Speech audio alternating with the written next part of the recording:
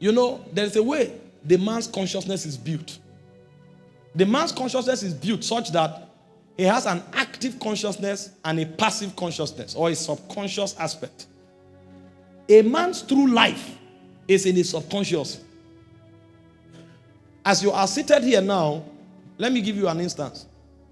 If you hear a loud bang outside, your first response, I can assure you, will be fear.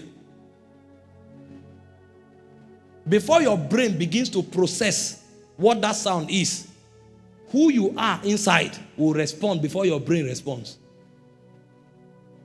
You hear a bang outside, fear, the fear that will hit you. If it is close, there will be chaos here. Before we say what is happening, some people will be standing at that door and they will start asking themselves how they got there. The reason is because that aspect of them that is not always expressive is the most powerful aspect of them. It is when things happen suddenly that you find their reality. As you are seated here now, if you come home and they just give you a bag full of money,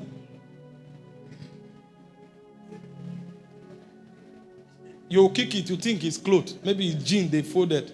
You now opened it, you saw dollars. You will just move around first. The first thing you will think of is, that car that I was dreaming of, this is the time.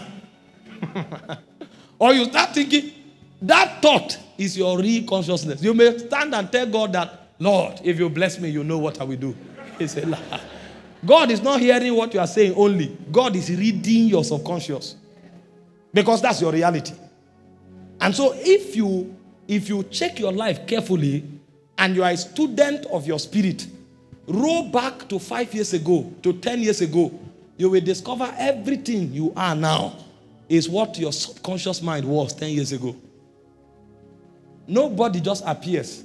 All of us are a product of a programming of our soul. And so Paul is teaching us that if we are hoping to manifest anything worthwhile, the first labor we must put on ground is to begin to reprogram our consciousness. And the way you reprogram your consciousness is through words and through pictures. Those are the two things that reprograms your consciousness. Words and pictures. If you want to be wealthy, if you want to be powerful, if you want to be holy, it's possible. But you will only be based on what is entering you. Because your life follows the law of Gigo. You garbage in, you garbage out. It's what you put in that you bring out. No miracle can unset this balance. Even if a miracle happens to you, your consciousness will bring you back to status quo. That's why you can give $1 billion to a mentally poor person. Check him after 2 years. Instead of investing that money to become better, he will use that money to create problem. He'll give 100 million to a poor man. He marries 3 wives immediately. That's where he will start from. And then he will go and buy 4 cars that he doesn't need. And each of the cars will be in millions. After 2 years, he will sell those cars and spend the money. And then the 3 wives will kill him of high blood pressure. That means what you call a blessing is a curse. Because the mind is wrong. These are kingdom principles. I'm a minister of God. Every day, I choke myself with scriptures. Every day. If I'm watching something, scriptures are coming out of it. And then I see things in the direction I'm going.